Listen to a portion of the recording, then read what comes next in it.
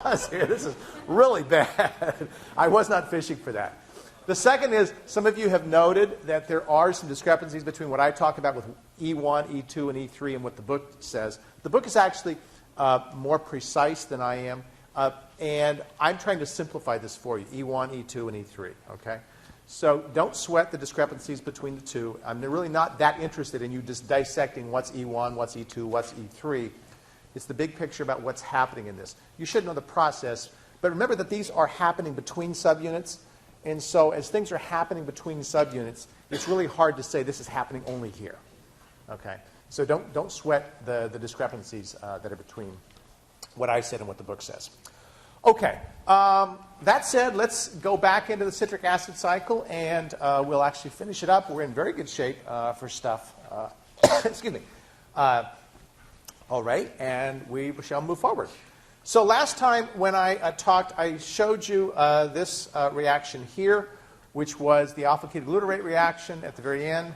And I said that this is a second oxidative decarboxylation. I pointed out that it was catalyzed by the enzyme alpha-ketoglutarate dehydrogenase, and that enzyme had a structure and a mechanism that was essentially the same as the mechanism that was used by the pyruvate dehydrogenase complex. The same coenzymes, the same basic mechanism. One slight difference in mechanism is that the bacteria and yeast don't subvert this one. Okay? So they can subvert the other one, go through decarboxylation, but not oxidation. That's what gave acetaldehyde, which gave ethanol. They go all the way through this reaction, so they don't cut it short. All right? Other than that, mechanistically, this reaction is essentially the same as the pyruvate dehydrogenase complex. You notice that by this point, we've gotten to an intermediate that has 4 carbons. In addition, we've created an intermediate that has a high-energy bond. That sulfur bond between the carbonyl group right there and the CoA is a high-energy bond, and we'll see that that bond will come into play in the next reaction. Okay? So this high-energy bond is very, very useful for the cell. And what it's done is the cell has used the energy of oxidation to help drive the formation of this high-energy bond. Okay. Well, the next reaction is a reaction that seems on the surface to be catalyzed by an enzyme that is misnamed. Okay? So the reaction, let's look at it first. The reaction is shown right here. Succinyl-CoA plus inorganic phosphate and GDP gives us succinate, succinyl-CoA, and GTP. Now, I think last time I actually described this guy as an activated intermediate. From the definition I've given you, technically it's not, but we'll treat it as if it is. Okay? An activated intermediate has a high-energy bond and uses the energy of that bond to donate a part of itself to something else. Well, there's no part of itself here that's being donated over here to make something else. But this high energy is used to drive the formation of GTP. So we'll treat it as if it's an activated intermediate, even though technically it's not. Okay? Notice we're making GTP instead of ATP. Some organisms make ATP, not GTP. We're not going to sort through that. We'll treat it as if it's just GTP that's being produced. GTP, you should recall from last term, has the same energy level as ATP does. All right?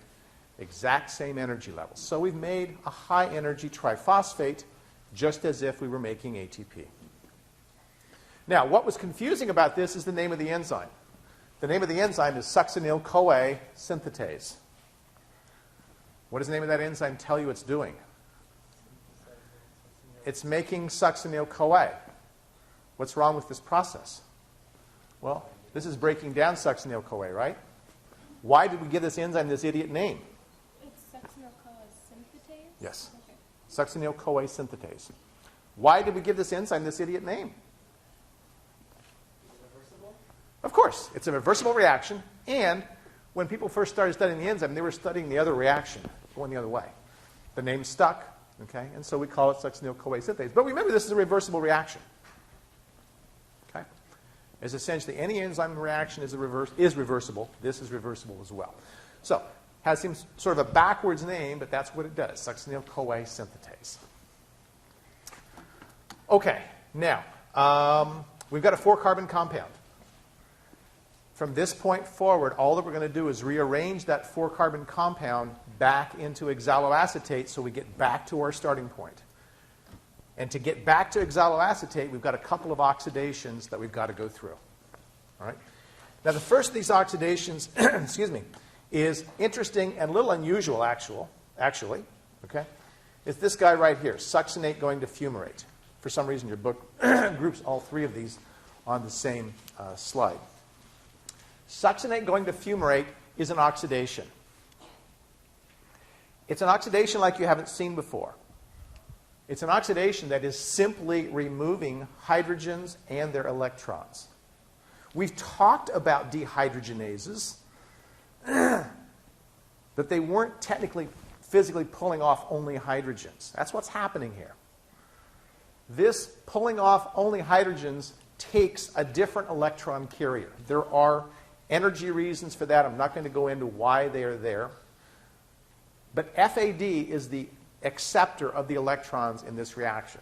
The enzyme that catalyzes this reaction is known as succinate dehydrogenase. Succinate dehydrogenase. Well, what we're doing in taking away 2 protons and 2 electrons is we are making a double-bonded intermediate. That double-bonded intermediate is known as fumarate, as you can see here. You'll see fumarate has a trans bond.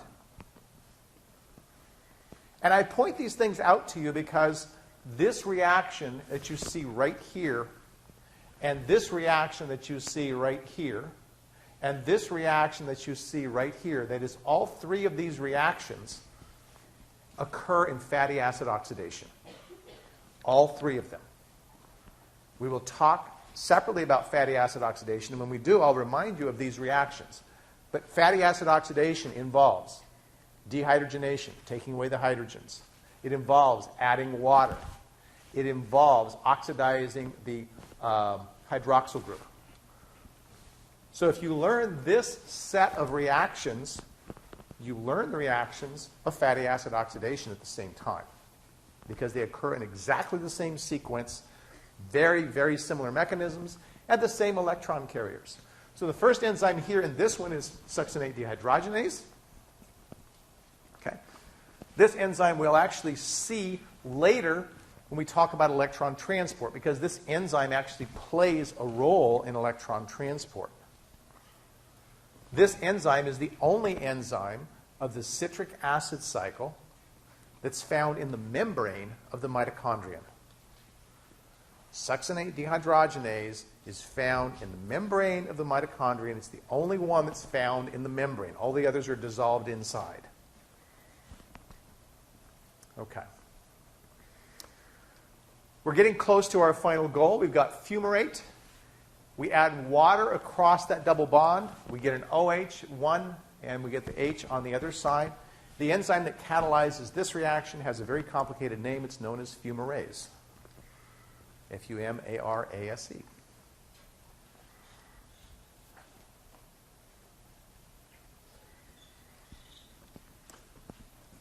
Malate goes to oxaloacetate in what we will call here the last step of fatty acid synthesis, although we remember it's a cyclic process. What we've done is we've gotten back to our starting point. Now, this reaction in going from malate to oxaloacetate is an unusual one. Well, what's unusual about it? Well, it starts with a hydroxyl. It ends with an alpha keto group that you see here. That's not unusual. What's really unusual about this reaction is that it's an oxidation that is not, underline not, very energetically favorable. It's it's an oxidation that is not very energetically favorable. All the other reactions I've talked to you are reasonably favorable. A little bit negative, a little bit positive. Basically, they're reasonably favorable. This guy has a fairly positive delta G zero prime value. Now, when we talked in glycolysis last term about the aldolase reaction. You may recall that the aldolase reaction had a high positive delta G0 prime. How did the cell get around that aldolase reaction? Pushing and pulling. It started pulling away product, and it started pushing by making more substrate, right? Pushing and pulling was the key to how glycolysis the glycolysis in the cell gets around that large delta G0 prime value. In this case, we see pulling. And how do we see pulling? Well, pulling, you remember, involves the loss of product. And if you recall that very first reaction I gave you, the citrate synthase reaction, I said was energetically very favorable. That means that the product, oxaloacetate, is quickly taken away by the citrate synthase reaction. So this reaction actually gets pulled by the citrate synthase reaction. As a consequence of this, the citric acid cycle is energetically very favorable. It goes around quite readily. We start with a 4-carbon compound, we add 2 carbons, we lose 2 carbons, we come back, we've still got a 4-carbon compound. Now, just anecdotally, I will tell you that the 2 carbons that we add are not lost in that first round of the cycle. It's not till the second round before they start being lost. Okay. There are people that get really upset in tracking those carbons and so forth. I think it's anecdotal for our purposes, okay? But I'll just mention that to you because some books will make a big point of that when you look in the books. Yes? I'm sorry, I didn't mention that. Thank you for reminding me. The enzyme that catalyzes this is a malate dehydrogenase. Malate dehydrogenase. This is malate, and malate dehydrogenase catalyzes this reaction. Okay, so that's the citric acid cycle. Now, we're going to talk about the citric acid cycle in a lot of ways. The number one thing I want you to be thinking about with the citric acid cycle, I'm going to come back to this over and over and over, is the fact that it's an oxidative pathway. It's one of the cell's most important and most used oxidative pathways. We think back to glycolysis, we only had 1 oxidation reaction in 10. Here's the citric acid cycle. We've got 8 reactions, 4 of them are oxidative.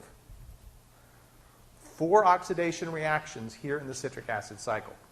Because we have 4 oxidation reactions, we produce 4 reduced electron carriers. 3 of those are NADH, and 1 of those is FADH2. Now, this is not just something that's parenthetic that I'm mentioning about the oxidation. We're going to see that the oxidation is a very, very big determinant on whether or not the cells run the citric acid cycle. I'm going to show you that in just a second, but I want to plant that idea in your head. The oxidation that's done in the citric acid cycle requires what? It requires electron carriers. Why did cells in glycolysis go through fermentation? What were they trying to make? Final exam question.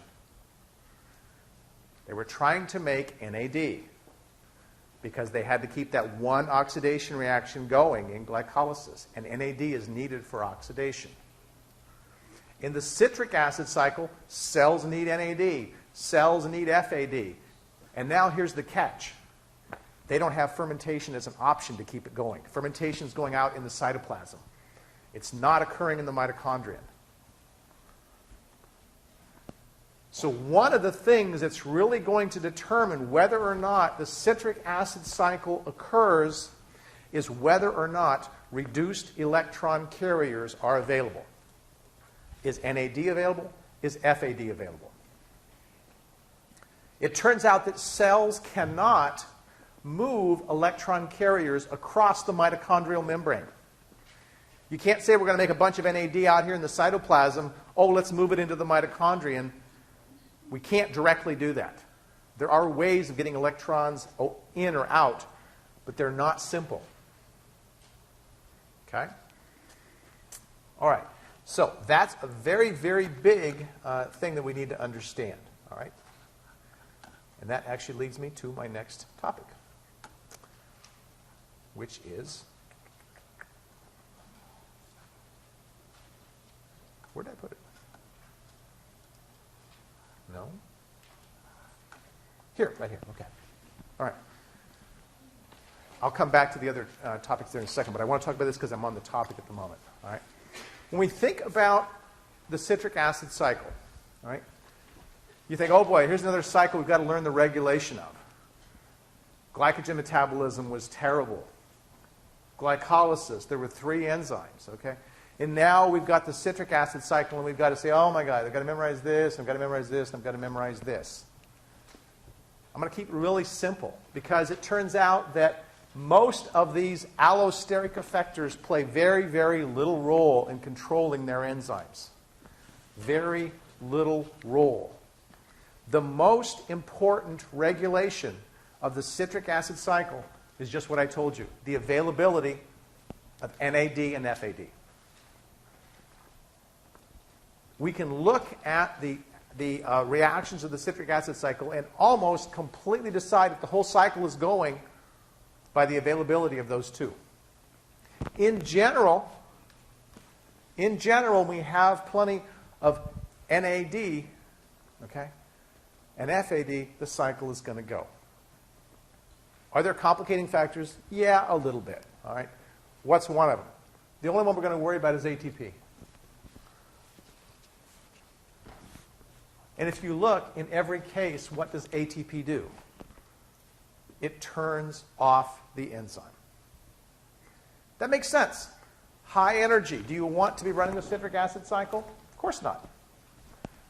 For the same reason as I've talked about before, that you don't want to be lighting a fire in your fireplace when it's summer. You've got plenty of energy. You don't want to be burning more. You want to stop that process. Okay? In general, when cells have plenty of ATP, they also have plenty of NADH. They also have plenty of NADH. So these two usually go hand in hand. When cells have low energy, they have very little ATP, and they have plenty of NAD. Now they want the thing to go. Right? So this is very simple. I don't even care if you know this enzyme is regulated or this enzyme is regulated. I think you should know this guy up here is regulated. It's pyruvate dehydrogenase. But all I care about down here that you know is that a lack of NAD is going to stop any of the oxidation reactions. That includes this one, and that includes this one. Anything that has a need for an electron carrier, NAD or FAD, that reaction is going to be stopped if it's not available. Period.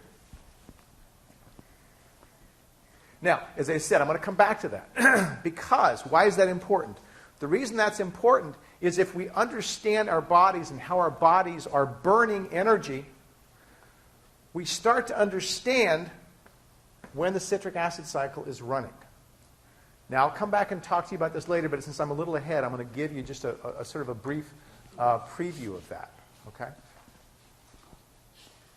When cells have plenty of oxygen, we talked last term, what is available? NAD. Cells need oxygen to make NAD. It was when they ran out of oxygen, that's when they started to ferment, and that was when NAD concentrations went down. Okay? Everybody remember that? All right? Plenty of oxygen, plenty of NAD. Okay? Are there limits to that? Yeah, there are. We're not always having a situation where we've got plenty of NAD, because what's NAD converted into? NADH, right? And NADH, we will see, is used to drive electron transport. And electron transport is used to drive the synthesis of ATP. What if we have a lot of ATP? Does this thing start backing up? How would that happen? Let's imagine we're all sitting here drinking beer, eating pizza, and pointing at Kevin Ahern up there giving a lecture. Right? Kevin Ahern's burning up a little bit of energy up here in front of you, walking back and forth and back and forth. Okay? You guys wonder why I pace like this. It's actually to burn off energy. All right? But you're sitting here, you're not burning up much. What's happening to your ATP levels? Are they high or are they low? Energy levels are high, right? When your ATP levels are high, okay, it turns out that oxidative phosphorylation stops. Oxidative phosphorylation is what produces ATP. When oxidative phosphorylation, and by the way, you don't need to write any of this down. I'm going to talk about all this later when we talk about oxidative phosphorylation. I just want you thinking about it. Okay? Oxidative phosphorylation is stopping. It turns out oxidative phosphorylation and electron transport, one depends on the other. If I stop oxidative phosphorylation, I stop electron transport. And an electron transport is necessary for me to make NAD from NADH. Too much ATP, that means I'm going to have a lot of NADH. If I have a lot of NADH, what's going to happen to the citric acid cycle? It's going to stop. What's going to happen to my burning up of things? It's going to stop or slow down a heck of a lot, right? If it slows down a heck of a lot, what's going to happen with all that food that I'm eating and that beer that I'm drinking? It's not going to get burned off, right? And what am I going to start making? Fat. Okay? Now, we'll see this more at the molecular level when I start talking about oxidative phosphorylation and electron transport. But you can start to see the glimmer about how these pathways, being interconnected like they are and dependent upon each other as they are completely controlled by very simple things. Okay? Very, very simple things allow us to control those. Okay. Questions or comments before I move on? I can tell you to start writing again, so we'll get to that right now. Okay. I'll remind you of the relationship to glycolysis. The glycolysis, main thing glycolysis was doing was it was giving us a 3-carbon intermediate pyruvate. That pyruvate was getting converted into acetyl-CoA, and that acetyl-CoA was being used in the citric acid cycle to make GTP, NADH, and FADH2. From the cycle, you saw that one acetyl-CoA gave 3 NADHs, it gave 1 FADH2, and it gave 1 GTP. How many acetyl-CoAs do we get per glucose? We get 2, right? 2 3-carbon intermediates give 2 2-carbon intermediates. So if we started with glucose and we looked at what it produced in the citric acid cycle, we could say that the carbons from glucose are giving us 6 NADHs, 2 FADH2s, and 2 GTPs. Now, we'll talk about this more when we talk about the we talk about the oxidative phosphorylation again later, but I'll just tell you now. If we convert those NADHs and FADH2s into ATP, and we convert the GTP into ATP, and we add all these guys up, if we start with one glucose molecule, and we count all those ATPs that came during glycolysis, we start with one glucose molecule, we can produce a total of 38 ATPs by using glycolysis and oxidative phosphorylation.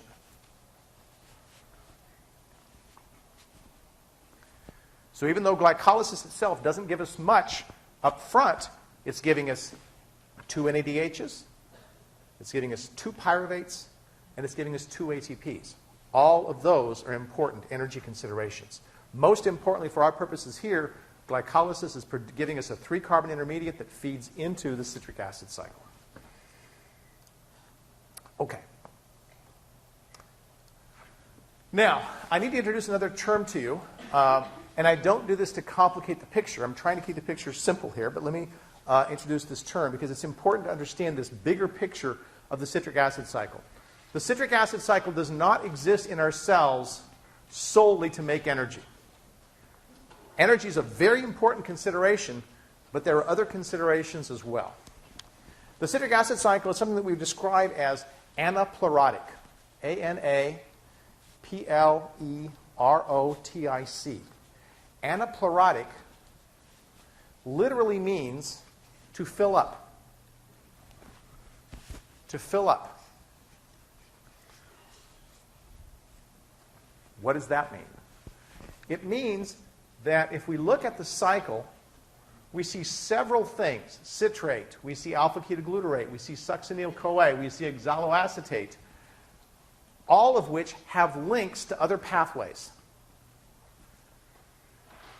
And we remember that these molecules, even though we like to think of them as only existing here, can interact with these other pathways very abundantly. What if I need to make a bunch of amino acids that are related to glutamate?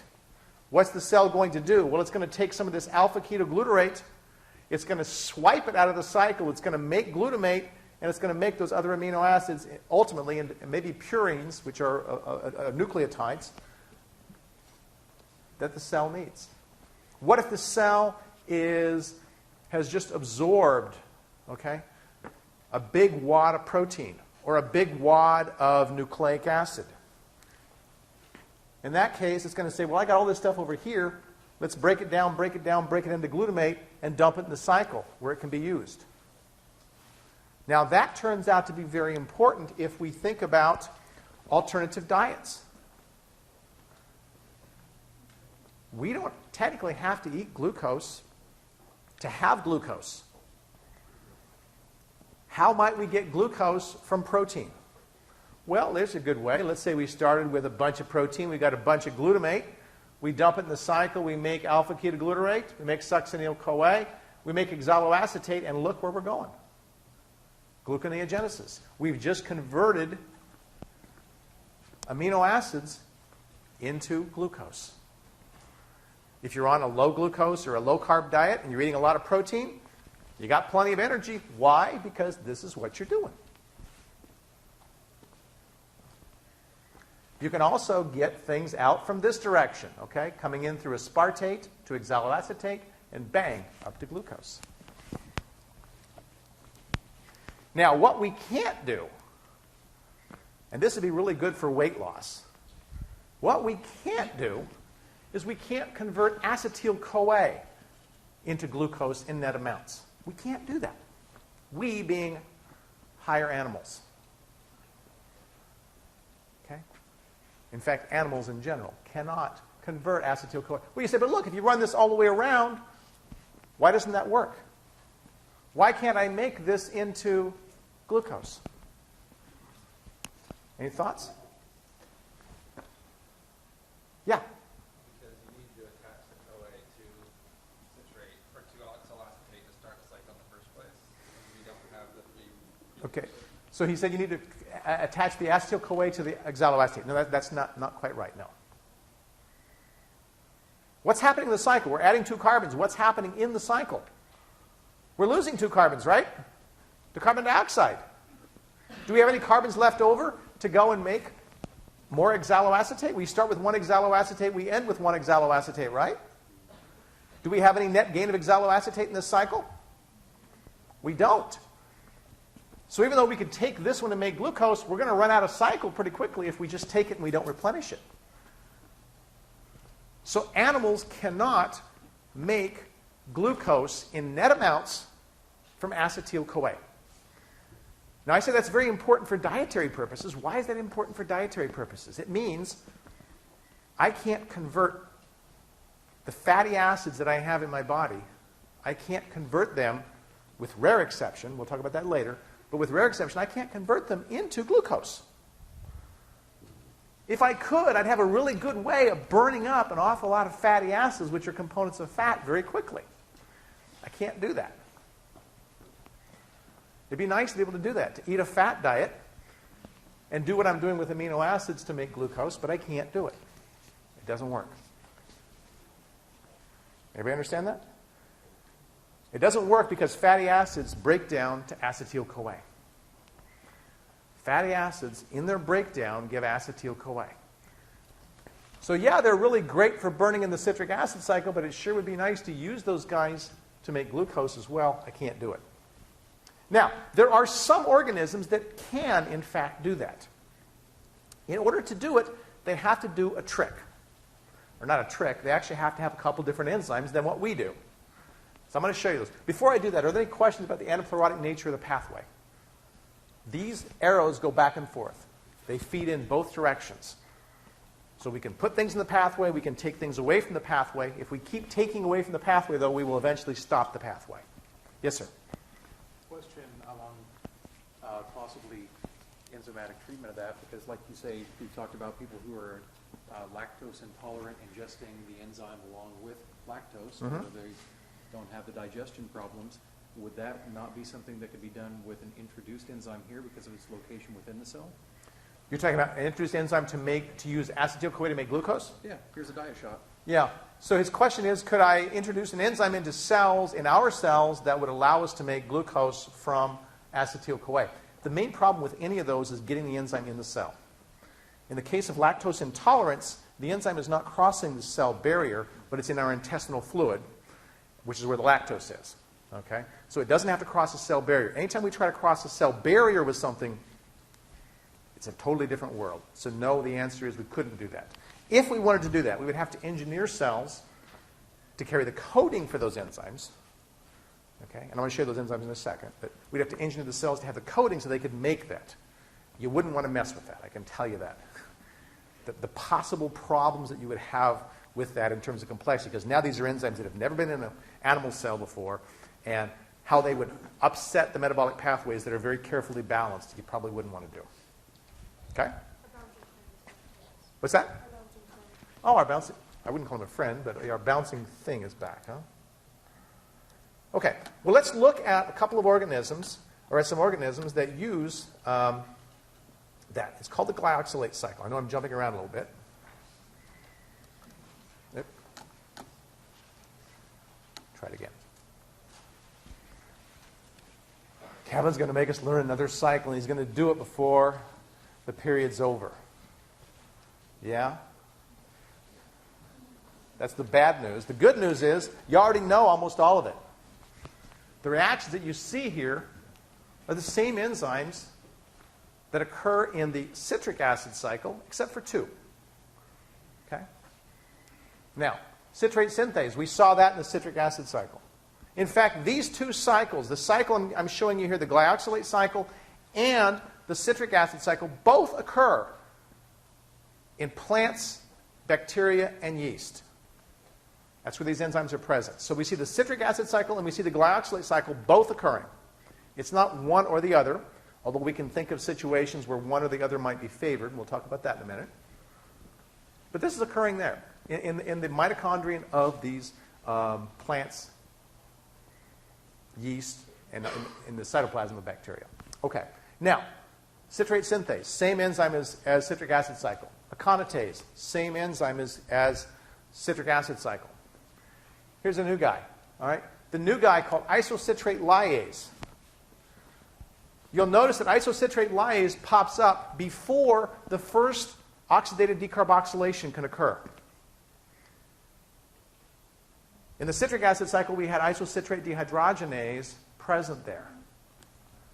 Here, we have isocitrate lyase. What's the difference? Well, isocitrate dehydrogenase catalyzed formation of carbon dioxide. We lost a carbon.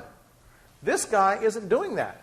It's catalyzing the splitting of this 6-carbon molecule into a 4-carbon molecule and a 2-carbon molecule. Okay? We haven't lost any carbons yet. And in fact, we're not going to. What happens to succinate? If I have the citric acid cycle going and I have the glyoxylate cycle going, what's going to happen to succinate? Citric acid cycle, right? This guy is going to go off and it's going to make oxaloacetate, right? How about this 2-carbon piece? What happens to it? Here's where the second enzyme comes in. The second enzyme is called malate synthase. Excuse me. It takes a second acetyl-CoA, it combines it with glyoxylate, and makes a 4-carbon piece called malate. What happens to malate? Malate goes to oxaloacetate. That's just the citric acid cycle again, malate dehydrogenase. At this point, how many oxaloacetates do we have? We have 2. How many carbons have we lost? 0. So what we've done with the glyoxylate cycle, I shouldn't say we because we aren't doing it. Plants, yeast, and bacteria are doing this. What they're doing with this is they are creating an extra oxaloacetate because basically they're taking an acetyl-CoA and an acetyl-CoA and ultimately converting it into an extra oxaloacetate. They're not losing the 2 carbons. What does this mean about these guys' ability to convert fat into glucose? They can do it. They can do it. Okay? Plants, yeast, and bacteria can convert acetyl-CoA into glucose in net amounts because they get an extra one of these every time the cycle turns. Well, now we start thinking, you said both cycles are going. How do I know which one's going when? Well, as long as we think of both of them going, we're in good shape.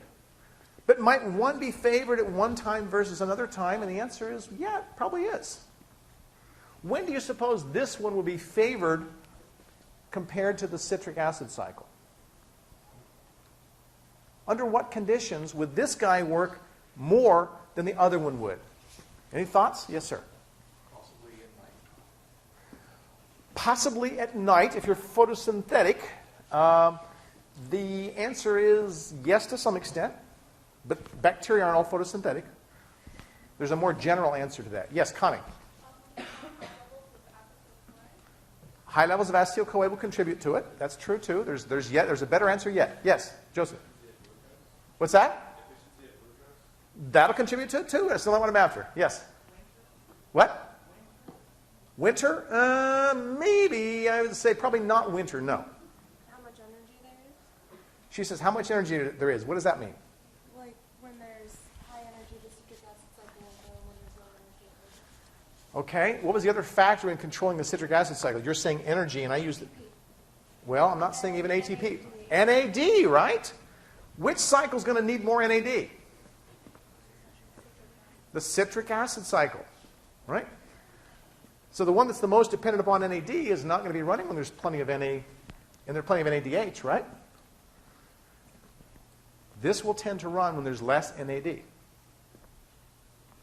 That makes really good sense, guys. Think about pathway integration here. If there's a lot of NADH, let's see, what did we need to make glucose in gluconeogenesis? We needed triphosphates, we needed pyruvate, and we needed NADH. Now we can use that NADH to go and synthesize glucose.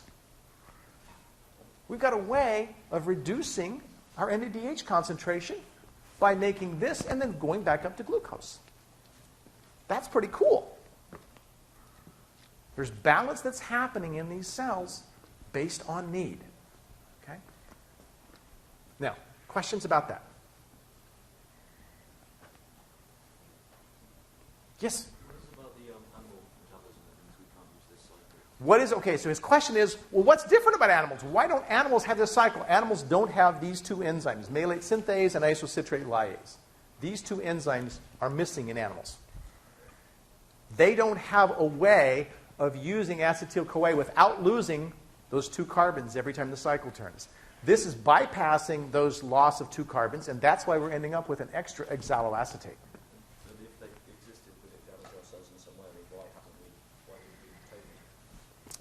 His question is, why don't we have this?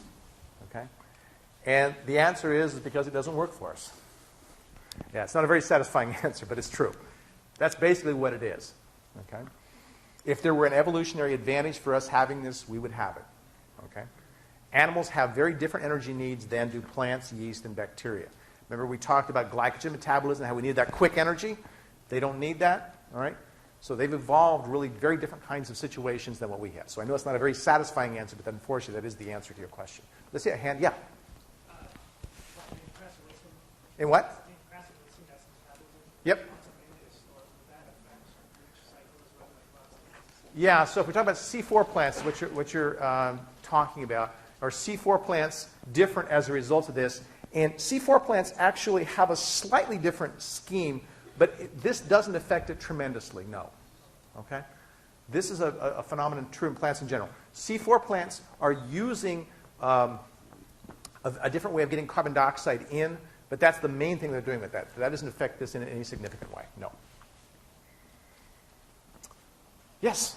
Does fungi have two different cycles too, or not annual? Do fungi, yeah, fungi have two different, they have the glyoxylate cycle as well.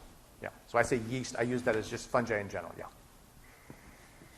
Fungi, bacteria, and plants. Okay, so that's cool. Now, I skipped over a couple things. Let me finish up those couple of things and we'll call it a day. So one of the things I didn't talk about was pyruvate dehydrogenase complex regulation. All right? I'm going to keep it simple, as I said. All right? Let's talk about it in simple terms. Oh boy, there's our friend phosphorylation again. Okay? This enzyme, why? I seem to have the worst luck with laser pointers. It's indicating it's working, but it's not working. All right. This enzyme, pyruvate dehydrogenase, is regulated partly by phosphorylation. In the unphosphorylated form, it's the most active. In the phosphorylated form, it's the least active. Not surprisingly, there's a kinase that converts between the two. Not surprisingly, there's a phosphatase that turns or takes the phosphate off. Okay?